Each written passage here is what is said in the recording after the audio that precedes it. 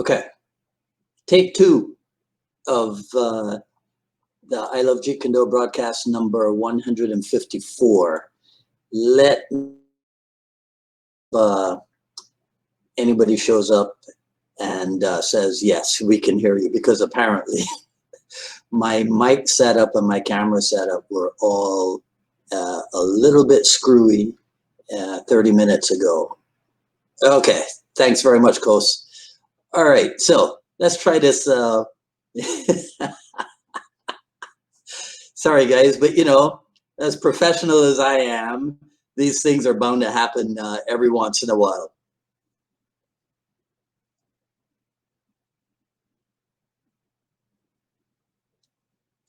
All right, so did Bruce Lee intend to confuse the heck out of people and cause cognitive dissonance among even people who believe that they are following his teachings, right? So hang tough with me here today, and I will give you my detailed analysis of this Jeet Kune Do topic. Hello, everyone. This is Dwight Woods, the Jeet Kune Do Rebel, and welcome to the I Love Jeet Kune Do broadcast number 154. This is the one about Jeet Kune Do, the style of no style. As you're logging in for a second time, say where you're logging in from, right? And hit the like button, and feel free to continue hitting the like button throughout the broadcast. If you are catching the final edit video over on the YouTube, please be sure to like, subscribe, and hit the notification bell as well. If you enjoy my work and you'd like to support the program, please visit jkdrebel.com, click on the Rebel Gear link where you can find gorgeous stuff like this, another unique UMAA design. It's not a Sano design. So this is the one that we call the Kali JKD t-shirt, in somewhat in memory of Ted Lukai, and so on and so forth. Anyhow, available over at jkdrebel.com. Click on the Rebel Gear link. All right. But the best thing you can do, as always, is to share this video and tell everybody about the I Love Jeet Kune Do broadcast. Get the word out. All right. So let me try to be professional one more time, Kos. Watch this.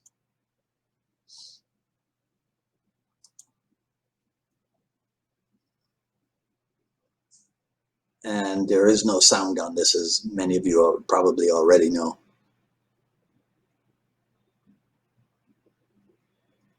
You know what's a funny thing about this is that because you know, I looked around at different things and what have you, and there are still people out there arguing, I swear to you, arguing over who is in that demonstration with Cedro Bruce. And there appear to be people who are not aware that there was a 64 appearance and a 67 appearance, but I digress, right? Let me get back to the issue here. So this is a story I heard about the 67 internationals. After the demonstration at the end of the tournament or whatever, people are talking to Bruce Lee about what they had seen him do.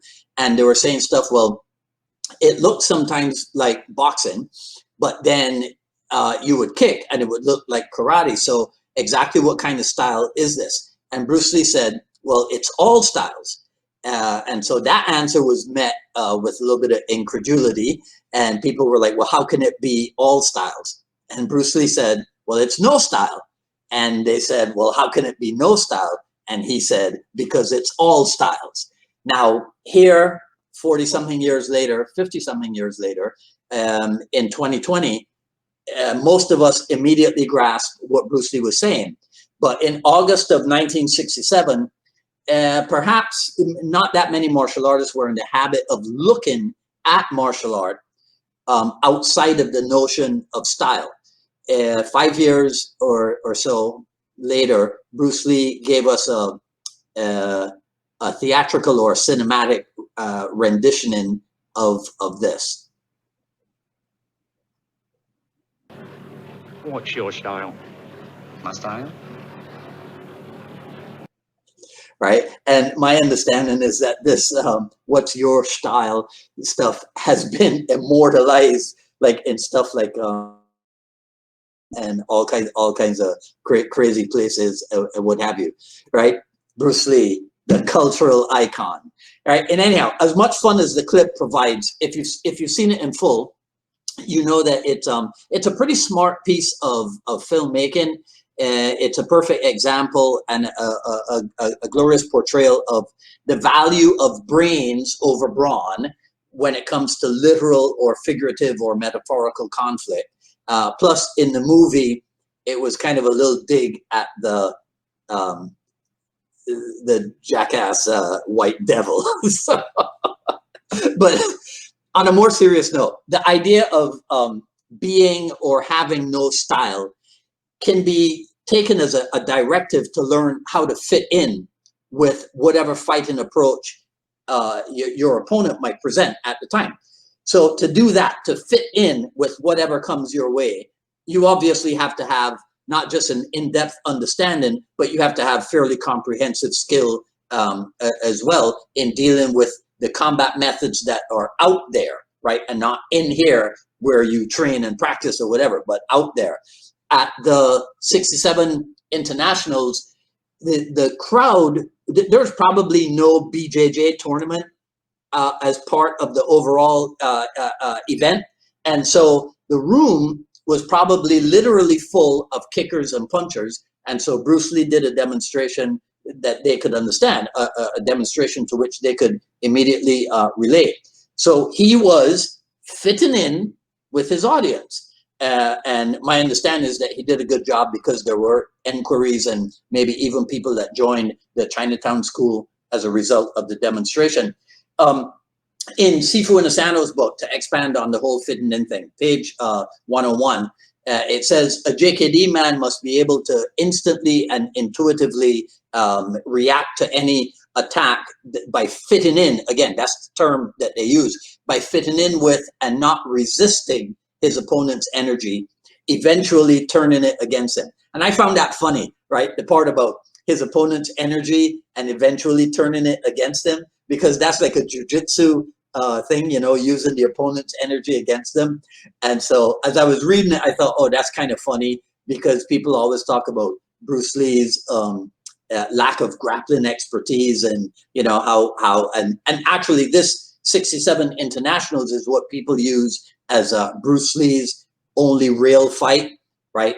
Thing has 14 million views on the YouTube last time that I checked. So I just thought it was kind of ironic that there's a jiu-jitsu phrase being used. And I'm not saying that Asano was somewhat prescient and he was predicting, you know, that later on Brazilian, none of that. That's not what I'm saying, right? I just thought it was kind of funny. But back to the quote. The end of the quote says something like, in sum, as Bruce used to say, your technique is my technique, which I should caution some people to not interpret as whatever you do, I do. That's not what your technique is my technique. It's not, you know, whatever you can do, I can do better. That's a movie thing, right? A more clarified way would be to use the Bruce Lee quote about the best fighter. The best fighter is not a boxer, a karateka, or a judoka. The best fighter is someone who could adapt to any style. So Bruce Lee, it's a funny quote, right? Because he says he kicks too good for a boxer. And I always thought, didn't Bruce Lee speak English, right? But he kicks too good for a boxer. He throws too good for a karate man, and he punches too good for a judo man, right? Or as Bruce Lee said in Liberate Yourself from Classical Karate, while JKD utilizes all ways and means to serve its end, it is not bound by any particular means, and it is free, right? In other words, JKD possesses everything, but is in itself possessed by nothing. What the heck does that mean? That JKD possesses everything, but in itself is possessed by nothing. What are we, the followers of Bruce Lee, the ardent JKD path blazers, right? Trailblazers. What are we left with, and what are we supposed to do in pursuit of Jeet Kune Do? I have a simple solution. you do exactly what Bruce Lee did, and you do exactly what Bruce Lee's followers, the ones that we would refer to as JKD notables or JKD seniors, you do exactly what they did as well. You go in the direction that you think is best for you. See, because those who truly understand the deepest ramifications of what it means to be the style of no style, to truly use no way as way and to have no limitation as limitation, I'll use a biblical quote: by their fruits ye shall know them. And that's all I have to say about this, right? I do have to say something about something else. And this is directed at I Love Jeet Kune Do members, because it was on the page, the group page that I saw it. A guy, I don't know him, he puts up a post. He's been a member for less than a week or so. He puts up a post and it has something to do about Jeet Kune Do training. And I think he's saying something like, you got to pay attention to Muay Thai and you got to pay attention to BJJ or whatever. Okay, fine. What I didn't understand, this thing got like 300 comments on it.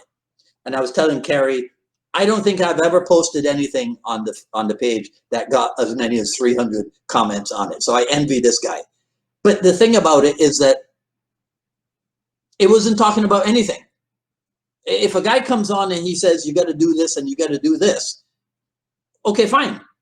That's what he thinks. If you agree, you agree. If you don't agree, but there's really no need to have a back and forth with him and just him egging you on and you being egged on and responding. Look up the guy's profile on Facebook.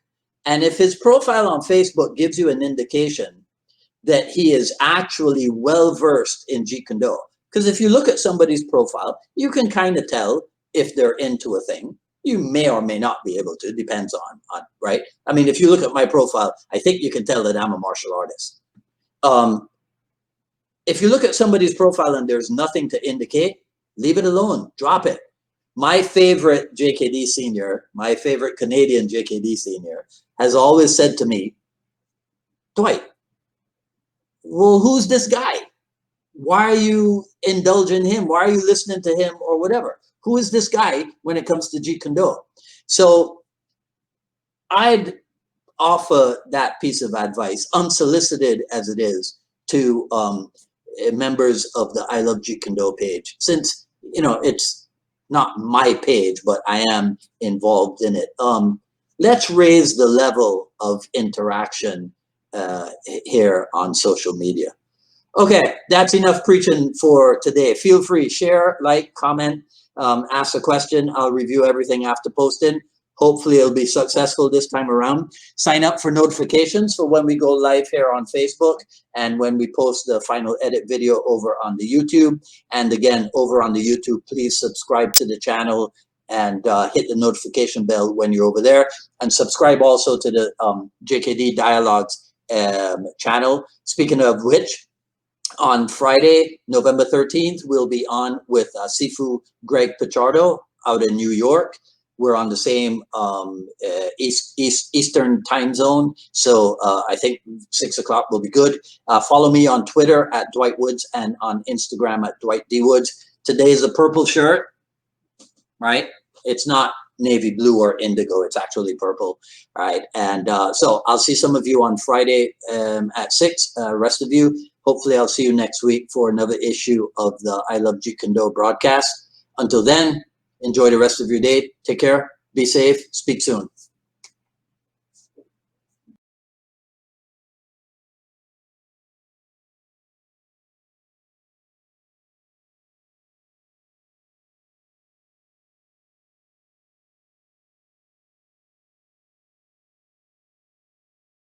Bruce's philosophy in JKD has definitely helped me in the way I stunt coordinate and deal with people. It's taught me how to fit in, how to flow with situations, how to not be stuck in a fixed pattern and expect things to be exactly a certain way all the time. It's helped me to, because in the movie industry things always change and there may be time constraints or there may be creative differences or there may be like the sun may be going down when it's supposed to be a daylight scene or something like that, to where you have to like change and adjust a lot of things. And for you, if you're stuck and you want to do something specifically a certain way, and you're stuck in that mindset, you'll never be able to change and adjust quick enough. A lot of times things have to happen so quickly that you have to really flow with things, and also with different personalities and different artistic differences. So his philosophy in the martial arts has really become part of my life. Sifu.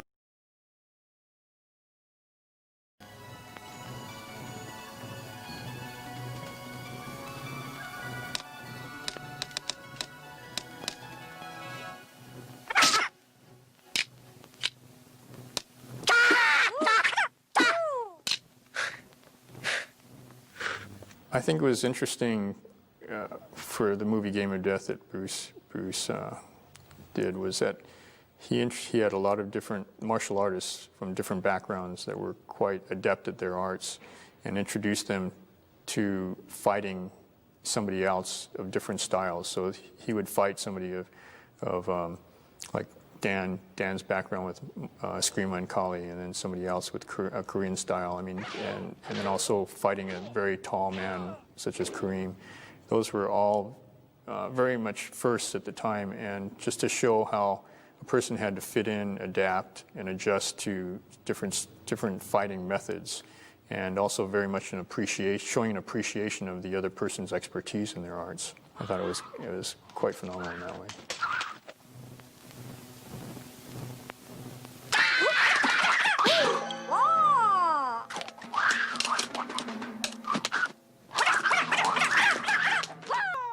I did